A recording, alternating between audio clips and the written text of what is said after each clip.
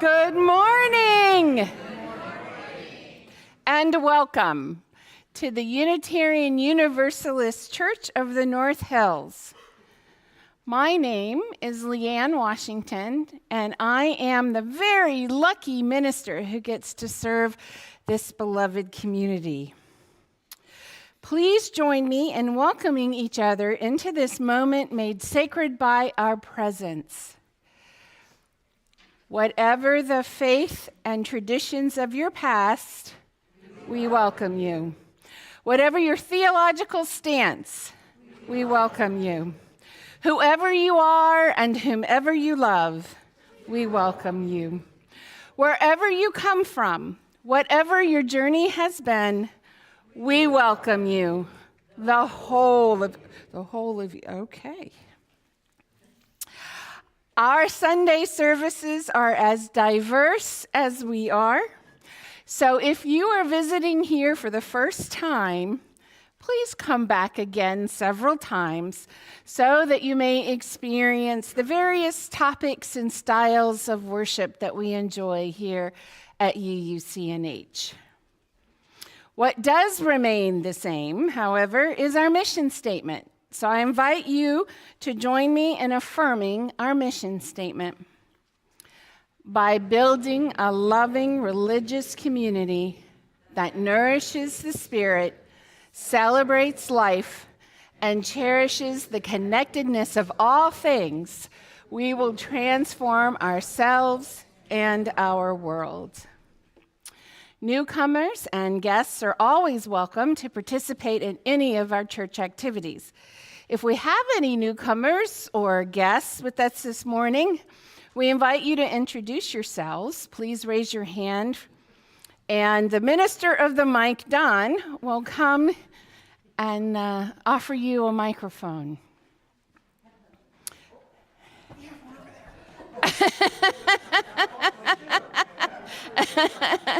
There we are.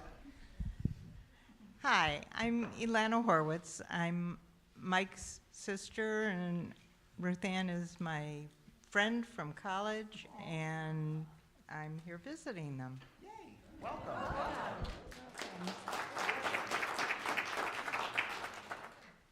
Anyone else?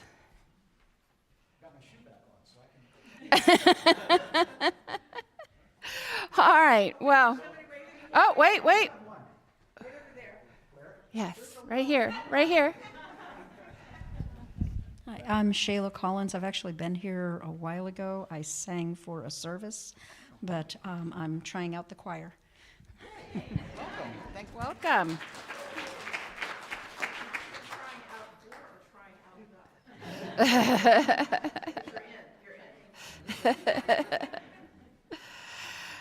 Please join us for coffee hour following the service. Today is also the craft group's sale. So please take a few moments to look around, choose something from among the many crafty and tasting items that they have. We now take a moment to acknowledge that the land we stand on was taken from the local indigenous people, the Haudenosaunee Nation. Following in their footsteps, may we strive to become better stewards of the earth. It's good to be together, both in person and virtually. Our Soul Matters liturgical theme for December is Choosing Hope. You'll find a link in the small group packet in the intercom. In the packet, you will find spiritual practices, relevant readings, reflection questions, and suggestions for books, movies, videos, and music that relate to this month's themes. Our covenant groups meet twice a month to delve deeply into the materials. If you'd like to join a covenant group, you'll have an opportunity in January. Today, we're going to engage in an old-fashioned hymn sing of Christmas carols. We'll be doing this from the perspective of historical Unitarianism. That is Unitarianism before the merger that resulted in Unitarian Universalism.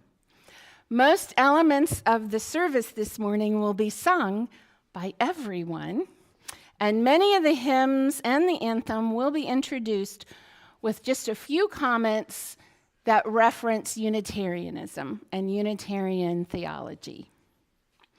Now, before we begin our sacred time together, I'd like to remind you that next Sunday is the Christmas pageant, cookie exchange, and congregational Christmas tree trimming. Whew. There's a lot going on next Sunday. It's a party atmosphere. I'm planning to wear my ugly Christmas sweater, so if you have one you'd like to wear, I invite you to do so. Please bring a dozen or so of your favorite holiday cookies or dessert bars, and we'll have some bags for you so that you can gather some of the cookies that other people have brought and take them home with you. Also, in order to make our congregational tree, which would be over there, but you see we have musicians over there. After the service, we'll be putting that tree up and some decorations, and I invite you to come join me after you've had some coffee, you've chatted, you've purchased many things from the craft group sale. If a few of you would come back and help us do a little decorating, that would be lovely. But for next Sunday, I invite you to bring a Christmas ornament from home to place on the tree. That way, our tree will reflect the entirety of our community. The ornaments will be placed in a basket after New Year's for you to retrieve your ornament if you wish. So if you bring something that is precious to you or that you'd like to have back, that's perfectly okay. We love that. You'll be able to do that after they take the tree down. Also, the Compassionate Service Team seeks your help with our collaboration with Jewish Family Community Services. The items being collected are baby essentials, such as diapers, wipes, and gently used or new books and toys. Please visit the Sign Up Genius link in the intercom to see the list of items to donate. The last day for dropping off items will be next Sunday, December 14th. Finally, two of our members, Mark Dre and Charlotte Johnson, sing in the Pittsburgh Concert Chorale, which will be performing Sounds of the Season this afternoon at 4 p.m. at the Ingomar United Methodist Church. Did I say that right? Did I not? Oh, Johnson. Charlotte Moore, sorry. You're Johnson. You know, the holidays are a fantastic and stressful time for ministers. And I've noted that when I'm under a little bit of stress, my brain misfires. So Charlotte, my apologies. But anyway, it would be a nice way to end today to go just down the road a bit and listen to the chorale. Today we gather in the spirit of the old Unitarians who approached Christmas not as a celebration of divine intervention, but as a season that invites the human heart toward courageous clarity, acts of compassion, and enduring hope. They honored Jesus as a teacher and moral exemplar, a life so transparent to love that people saw God shining through him. Our carols and readings this morning are steeped in that same tradition, listening for the truths that still sing above us, naming the world's sorrows honestly, and committing ourselves to joy as a deliberate act of healing. May this hour open our ears, steady our spirits, and draw us toward the world we are called to help create. As our call to worship this morning, you are invited to join in singing the Christmas carol, O Come All Ye Faithful, hymn number 253 in the gray hymnal. This carol invites us to draw near in wonder, not to doctrine, but to a life that shows what humanity can be when aligned with divine love. Historic Unitarians saw Jesus not as a supernatural being demanding adoration, but as a courageous human who revealed God through compassion, clarity, and moral courage. When we sing these familiar words, we gather not to affirm metaphysics, but to celebrate the spirit of love and hope that the prophet and rabbi Jesus embodied. Please rise as you are willing and able and join in singing, "O come, all ye faithful."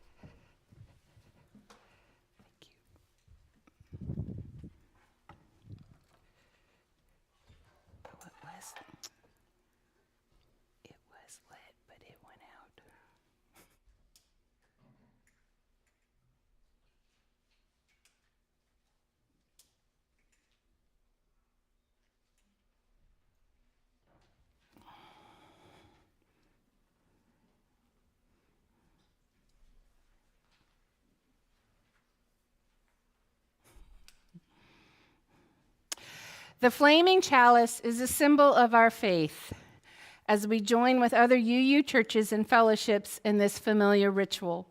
As we share the light of this chalice in our sanctuary, we also welcome those of you viewing remotely to light a chalice. We light our chalice this morning to the first and third verses of the Christmas carol, Creche Flickers Bright Here, number 227 in the gray hymnal.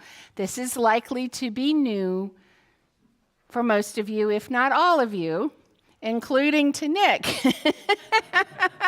So Nick's going to play it all the way through once, and then we're going to sing the first and the third verses as our chalice lighting.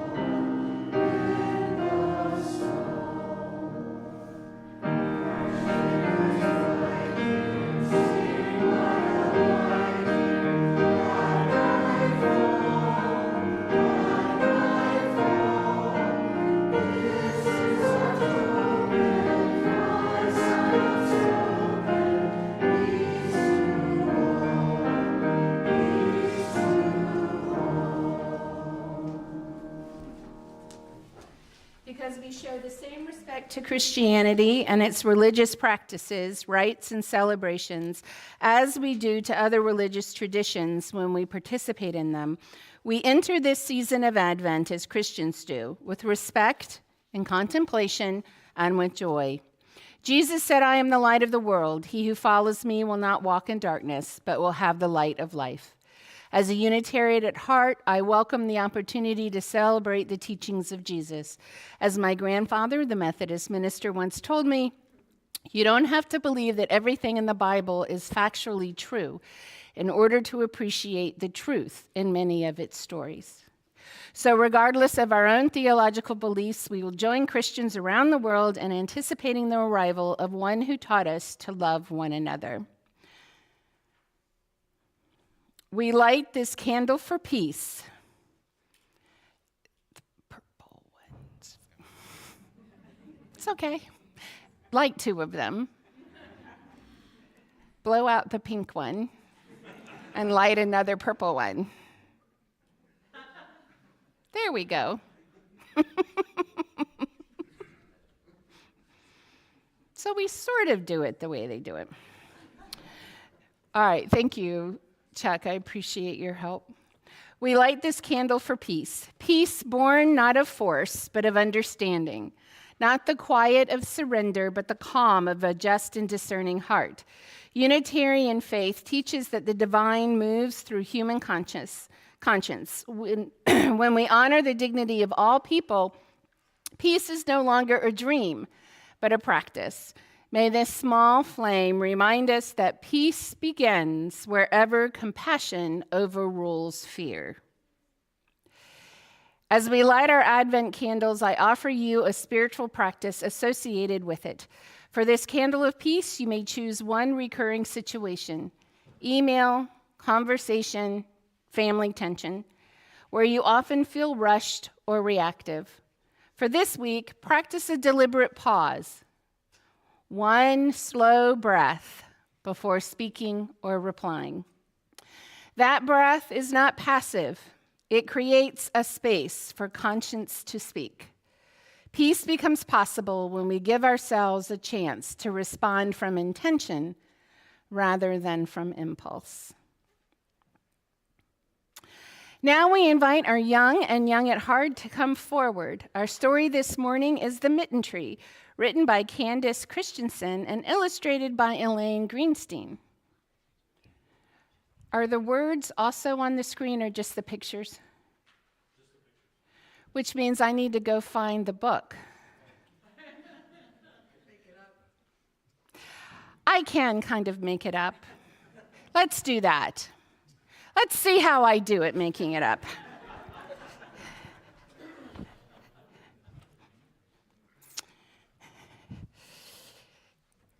Hello. This morning's story is the mitten tree. That means that you have to give me a picture for me to... There we go. Sarah was a sweet grandma who lived in a cute little house. Next picture, please.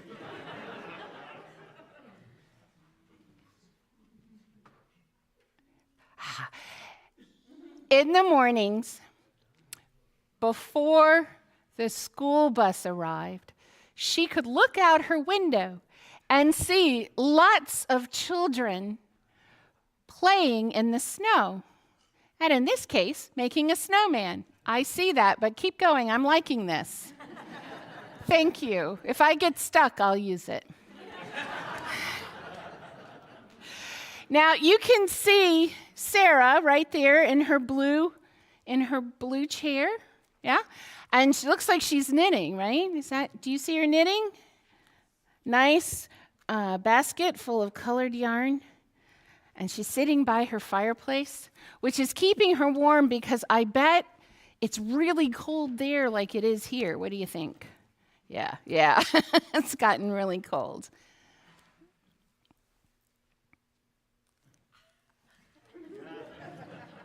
That one. All right. So, I think hold on. Yeah, we're missing some pictures. So she sees the kids waiting in line and realizes that while they're having a great time playing in the snow and making snowmen, that there was one or two of the children who didn't seem to have mittens, and their hands were cold. So she knitted some mittens and thought that she would put them on the tree. No, backwards. Back to the tree. There we go. She would put them on the tree.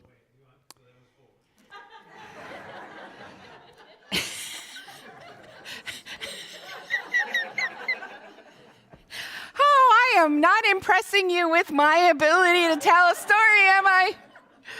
All right, so here's the thing. There's a little boy, the little boy in the blue. He didn't have the right mittens, hand gear. So she put one mitten on the tree, and then she put some more mittens on the tree. And she realized that the kids all appreciated her mittens. So there they are, looking at the tree. And wait a minute, don't change it yet. Can you all see Sarah? Yeah? Yeah, there she is in the bush. She's decorated the tree with mittens for all the children. She was inspired by the one little boy in blue who didn't have mittens. But once she got going, her generosity kicked in, and she put all those mittens on the tree. Yeah. And the kids got them, and then they got on the school bus and showed off their mittens.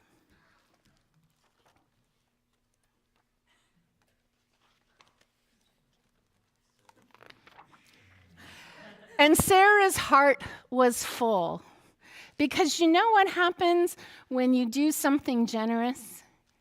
It not only helps the person that you're offering generosity to, it makes them feel good and seen and heard and loved, but it also makes you feel good. It's really a wonderful thing to know that you have done something that's helpful and nice for someone. And so there she is, having looked at the empty tree now, because all the students took the mittens, and walked back to her house. Well, she had used up all of her yarn in doing that and wondered if she'd ever be able to do it again. But lo and behold, one morning she walks out and a basket full of yarn is on her doorstep.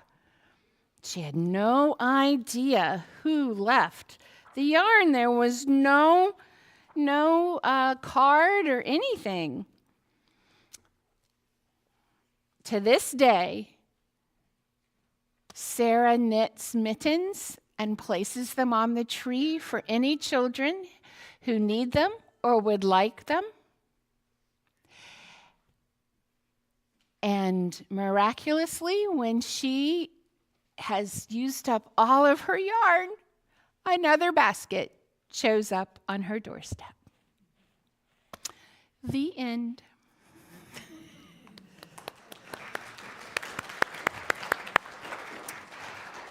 All right, now we have some parents that belong to these beautiful children. I'm going to invite you to go to our tree, and as we sing Deck the Halls, place the mittens and scarves and hanging socks of color, the colorful ones, on the tree. If you see something that is wrapped or like maybe not supposed to be publicly shown. A couple years ago, we had a little girl who wanted to hang underwear. So we don't want to do that. But please, put the mittens and the scarves and the hats on our tree for us.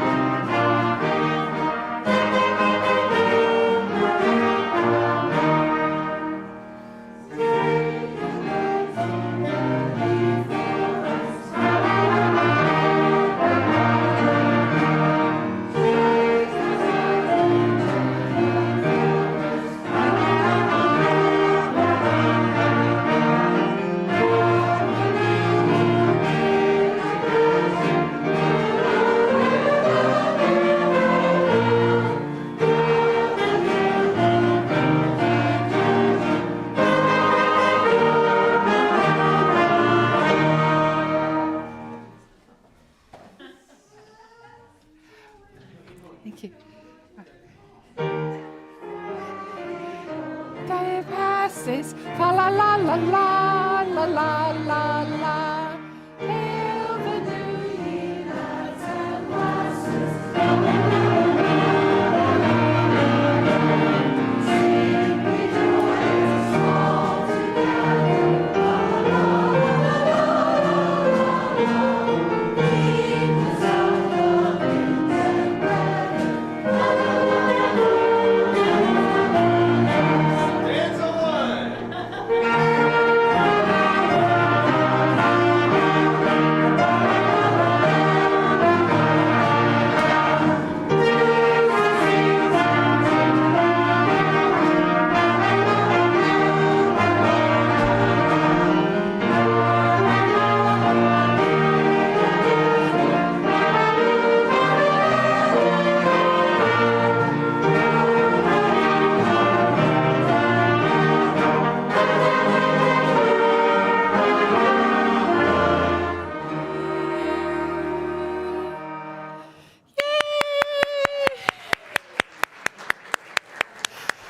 And thanks to your generosity, we have a beautifully decorated mitten tree.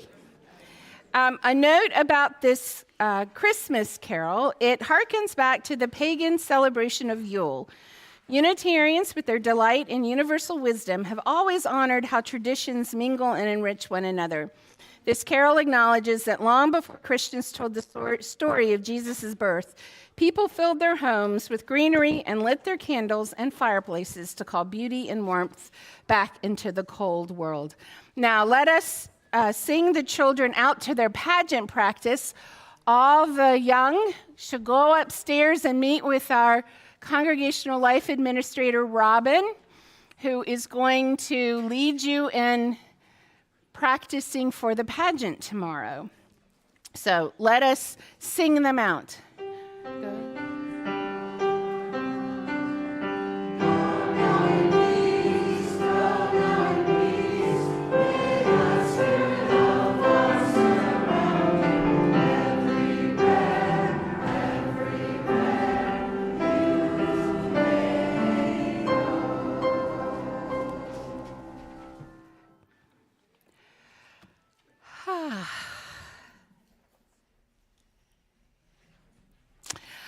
Our opening hymn,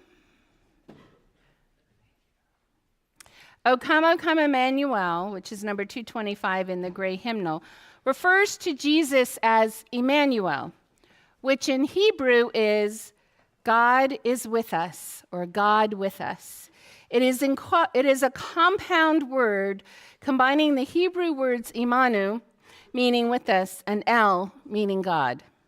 In its original context in the book of Isaiah, God gives King Ahaz, a sign that his kingdom will survive the onslaught of two other kings who've joined together to take it away from him. The sign is that a young woman, not a virgin, a young woman will give birth to a son who will be called Emmanuel, and that before he is grown, the kings who threaten him will lose their own kingdoms instead. So this is a sign. So this is a promise to King Ahaz in his time, about 700 years before Jesus' birth, that a child will be born whose birth is a sign that God is with King Ahaz, that God is on his side, and that the child, and not that the child is God, but rather that God is with the king and the kingdom. This ancient carol aches for liberation, longing for a world restored to justice and peace. Unitarians read this not as prophecy of a divine being descending from beyond, but as the world's deep yearning for courageous leaders and ordinary people to rise up with moral clarity. We can consider the carol to be speaking metaphorically or metaphysically, depending on your theology, when we sing, Emmanuel shall come within, meaning within us, as love and light and hope. Please rise in body or in spirit as you're willing and able, and join in singing our opening hymn. The words will also appear on the screens. We'll play it once through.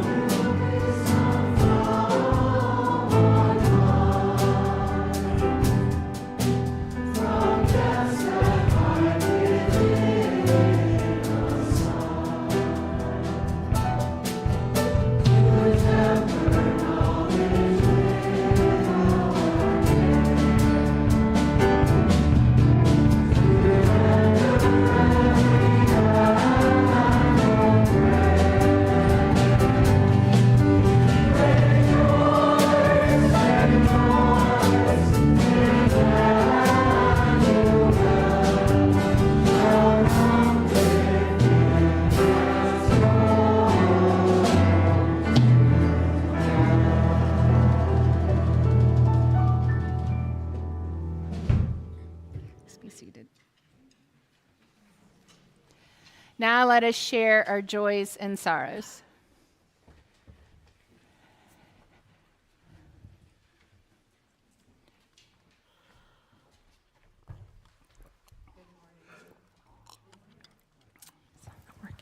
I am Inga Burton-Smith from the Lay Pastoral Care Team. During our service, we create this sacred space for sharing within our community. It's a time to share significant life passages with the congregation so that you can be held in loving care. I'll be reading the joys and sorrows this morning, and Chris Hill will be placing a stone representing each joy or sorrow in the sand. The sand represents our congregation, supporting our sorrows and lifting up our joys. Today we had a number of joys and sorrows. From Becca Hovermail, a sorrow. My father, Dennis Hovermail, passed away peacefully on Tuesday. He was a hardworking man, devoted to his faith, his family, and the small rural community that adored him. He was often referred to by the community as salt of the earth, and even a legend for his strong work ethic and compassion for others, including all of nature's creatures. I'm glad that my sisters and I got to be by his bedside as he journeyed to his heaven. For Becca and family, we say, we are holding you in our hearts. From Joyce Kepner, also a sorrow. This past Tuesday, our Aunt Nancy passed away at the age of 96. Nancy didn't have children of her own, but she was everybody's favorite aunt. Over the last month, all 9 of us traveled to Columbus, North Carolina to help her move into her assisted living home. We all kicked in to help her because she would have done the same for us. She would have asked for the moon from us, and we would have gladly given it. She was an amazing woman and will be missed. To Joyce and family, we say, we are holding you in our hearts. From Robin Travers, a sorrow. Our family said goodbye to our sweet dog Wicket on Friday. He regularly joined us at church and helped me at work. Many of you may have met our cute boy. He and I were inseparable. Our family will miss him so much. To Robin and family, we say, we are holding you in our hearts. From Carol Balance, a joy. UU Justice PA has just hired a new full-time director. His name is Robin Marizar, and I am really excited to have him on board. To Carol and all of UU Justice PA, we say, we share in your joy. Chris will now place one more stone in the sand for all the joys and sorrows that exist in our hearts but remain unspoken today. From far and near, please say with me our caring words, which will appear on our screen. Let us hold in our circle of caring each person here. Let us hold in our hearts those who are unable to be with us today. Let us hold in our memories those who have moved on. Let us find comfort in knowing that we are not alone.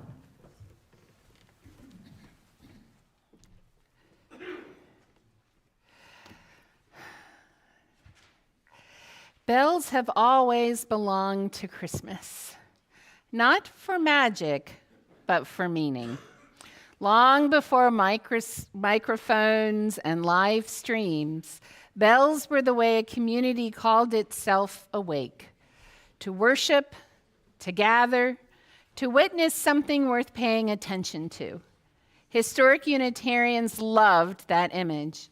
They understood religion not as escape, but as a sounding bell, summoning people to their better selves, ringing out against injustice and calling us back to compassion when the world grows distracted or numb.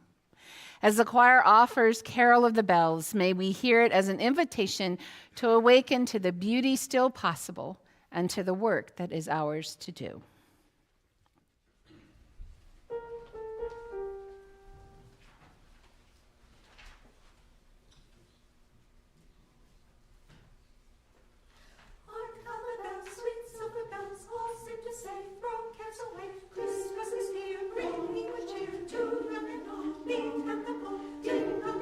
That is the song.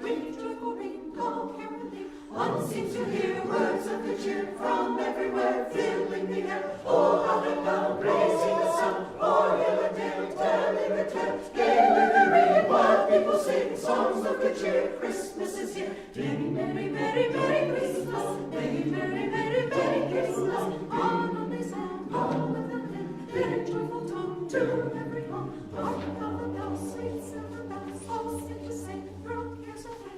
Christmas is here, bringing good cheer to young and old, meek and the bold. Ding dong dong, that is their song. We joyful ring, all caroling. One seems to hear words of good cheer from everywhere, filling the air. Oh, how they loud, raising the sound. O'er hill and dale, telling a tale, giving the ringing, while people sing songs of good cheer. Christmas is here. Merry, merry, merry, merry Christmas. Merry, merry, merry, merry Christmas. On this end, love without end, their joyful tongue to every home.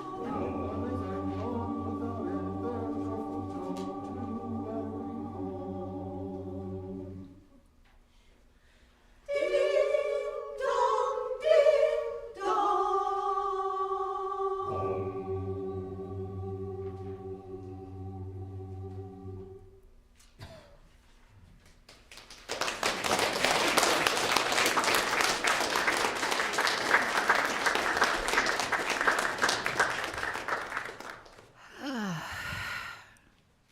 Beauty, beauty everywhere. Voices, music, and in the air. I just made that up.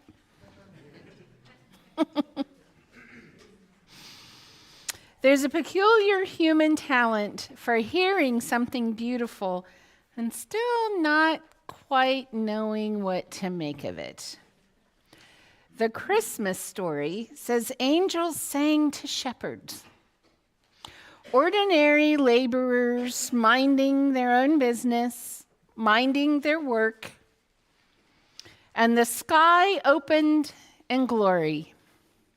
And yet, like so many of us, they stood bewildered, unsure about how to interpret the good news that was ringing above their heads.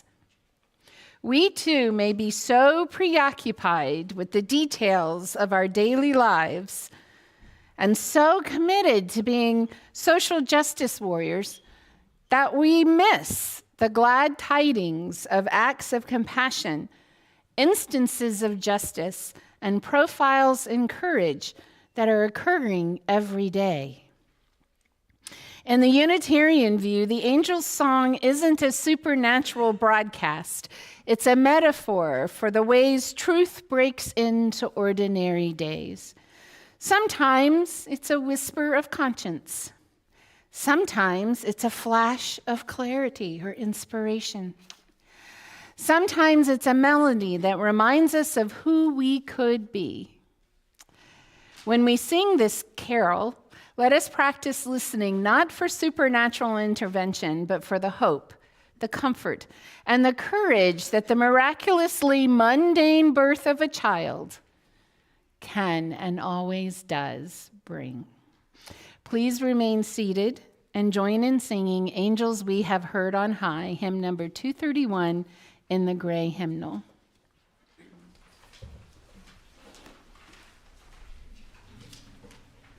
Glorious ring.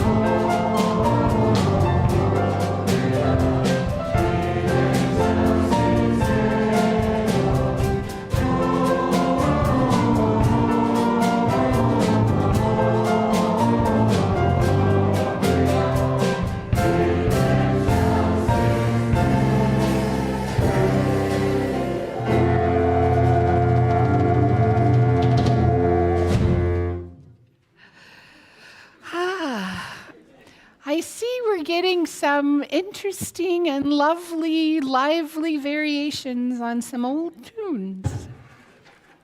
That's great. Edmund Hamilton Sears, the Unitarian minister who wrote It Came Upon the Midnight Clear, had no interest in sentimentalizing Christmas. He wrote this carol in 1849, when the world he knew was rapidly moving toward war. His lyrics barely mention Bethlehem at all. Instead, he points directly toward the suffering, injustice, and weariness of humanity. Then insists that the angel's message still breaks through, urging us to face the world as it is. Unitarians have long taught that we cannot heal what we refuse to name. We cannot build peace by pretending the world is already peaceful. Sears' carol invites us to acknowledge sorrow without surrendering hope, to confess the heaviness of the world without believing it is the whole story. When we sing it, we do so as people who look unflinchingly at pain and still claim the promise of healing. Remain seated and please join in singing It Came Upon the Midnight Clear, hymn 244 in the gray hymnal.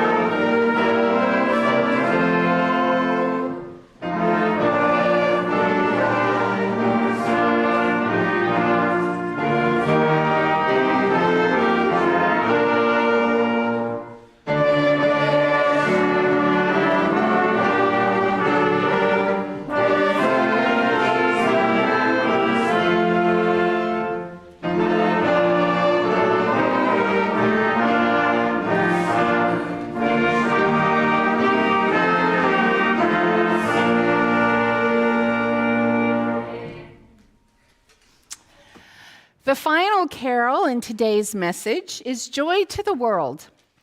Joy in this carol is not a mood, it is an intention.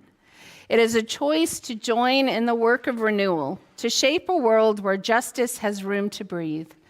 In the Unitarian tradition, Jesus' life is not the arrival of something supernatural, but the invitation to become people who transform compassion into action. The coming of the Lord is, in this understanding, the coming of courage, clarity, and acts of deep, radical, and unconditional love into the world through human hearts and human hands. This carol asks us to imagine what the world could be if we lived from the deepest truth we know. It's a song of co-creation, a melody that claims joy as a force powerful enough to bend reality toward healing. And so we sing it not as spectators to a miracle, but as participants, voices rising together to manifest the world we ache for, one hopeful act at a time. Please rise as you are willing and able and join in singing Joy to the World, hymn number 245 in the gray hymnal. The words will also appear on the screen.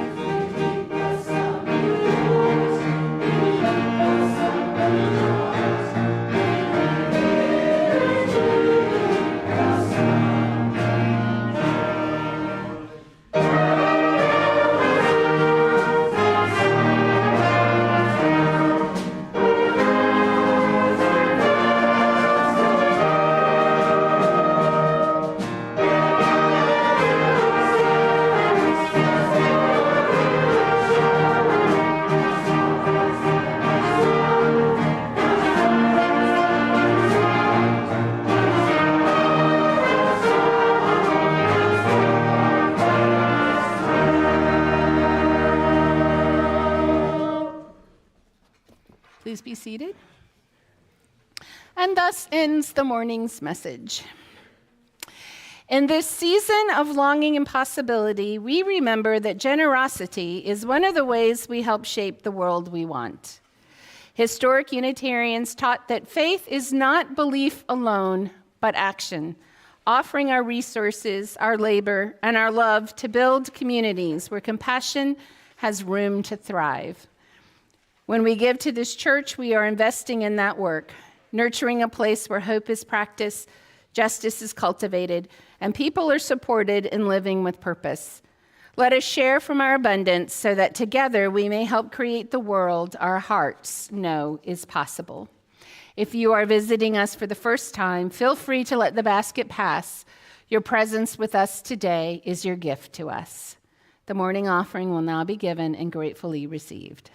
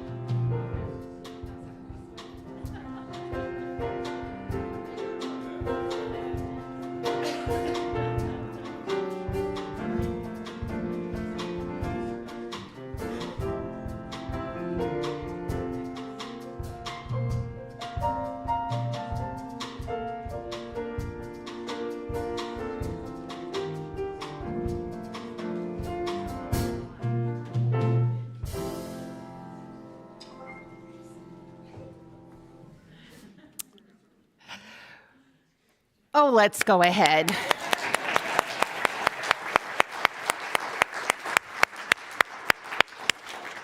Today's a Sunday full of joyous noise, and as I often discourage clapping, today I welcome and encourage it. So clap whenever you want. Again, okay. All right, but don't use it as a way to keep me from finishing the service. Like, that wouldn't be nice. We appreciate your generosity and will be good stewards of your contributions. Please join me in dedicating our offering. You will see the words on the screen. May these gifts and the work of our hands and hearts give power to all we stand for as a community of faith. Before we extinguish our chalice, I want to acknowledge our wonderful music program. Our beloved community continues to be blessed by the contributions of many talented musicians and singers. The music program here at UUCNH enriches our worship experience and provides a home for all those who want to share their musical talents and to raise their voices in song. Our coffee hour this morning is dedicated to our music program, and you'll see 3 cakes. I don't know which is which, but one's vanilla, one's chocolate, and one's a combination of vanilla and chocolate. I tried to get almond in there, but somehow that just didn't work. First, I want to thank Joyce Kepner, who I don't think is here. Oh, I'm sorry for that, but I want to thank her for coming out of retirement. She can see this on recording, right? So Joyce, I want to thank you for coming out of retirement and directing the choir during the search interim brought on by Mary Doubleday's retirement after how many years, Mary? 24 years of service. So we thank you for your service.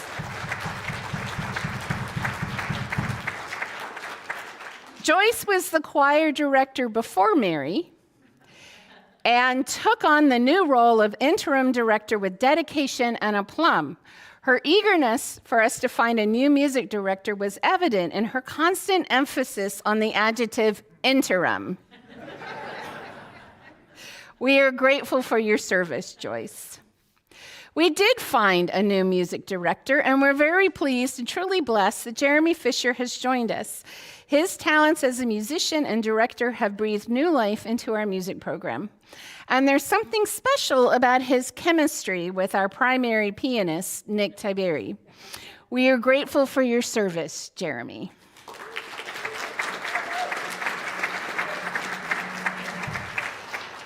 Speaking of our primary pianist, Nick is a most talented musician. His flexibility and good humor have been a delight for me to work with, and he's had to put up with a few last-minute changes and a little bit, could you make the prelude go on another 5 minutes? And he's always been delightfully accommodating. There doesn't seem to be anything that he cannot play. He's accompanied the choir for over how many years? 9 years. And the collab. All right, clap.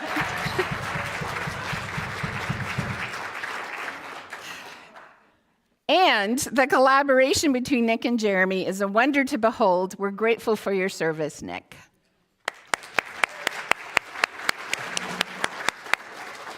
Mary, did you want to add something? He's next, Mary. I have a lot of people. Hal Dixler has been sharing his musical talent with us since 1971.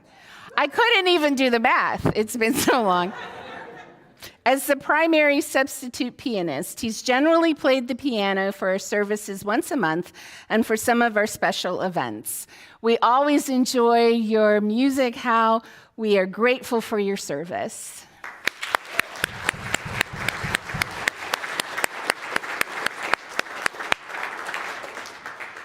New to our core musical team is Lee Gable. who will be sharing her impressive musical talents with us from time to time, as she did today. We are grateful for your service, Lee. Welcome.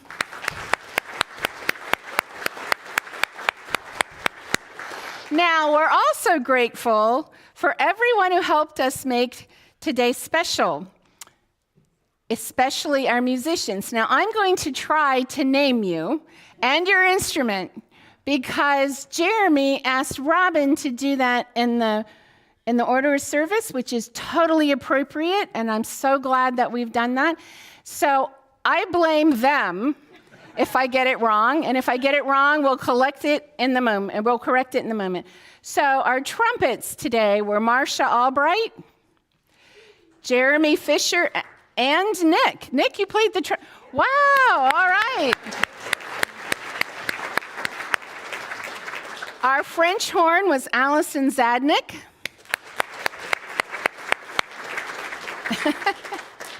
Now, I know you didn't do this all at the same time. Our trombone, bass, guitar player was Zach LaPlante.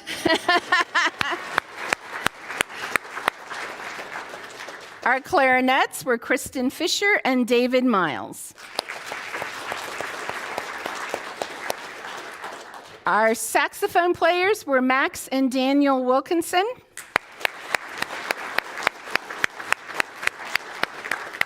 And our drummer was Kip Ruffel.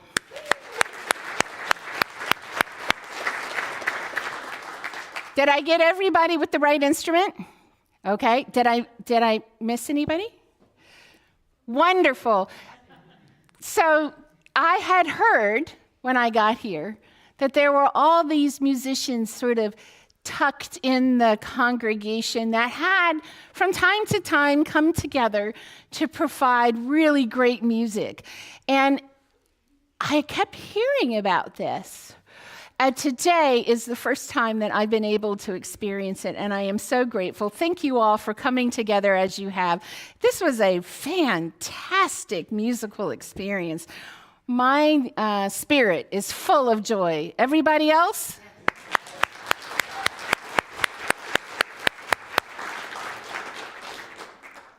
All right, we will now extinguish our chalice to the Christmas carol, Go Tell It on the Mountain, hymn number 239. It will also serve as the benediction, as there is no greater commission than to be sent forth into a weary world to proclaim that there is hope in the light that we carry within us, as was taught by the rabbi and prophet referred to as Jesus, the Anointed One. I invite you to stand as you are willing and able and join in singing Go Tell It on the Mountain. And then we do have a postlude, right? So after that, I invite you to sit down and enjoy the postlude.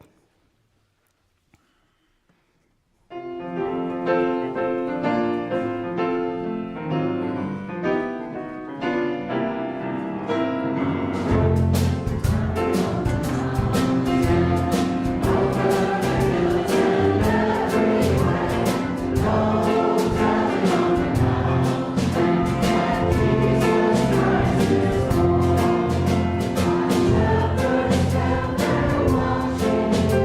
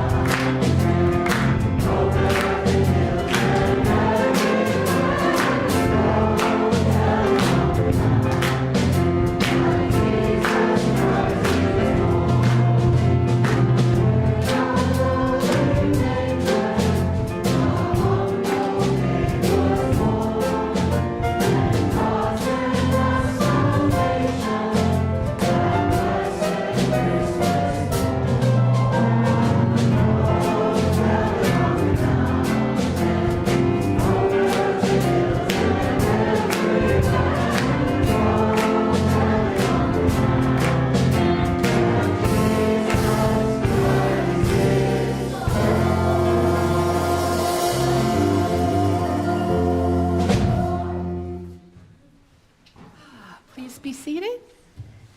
I'm going to ask the musicians if you would stay in this area after the postlude so that people can come up and thank you for your lovely contribution this morning. I'll be out there, but I think that it would be better if you all were able to just come and say thank you to them, and then come through to the coffee hour and to the craft sale, and then some of you, if you'll remember to come back in here and help me decorate, I would greatly appreciate. Amen, ashe, and blessed be.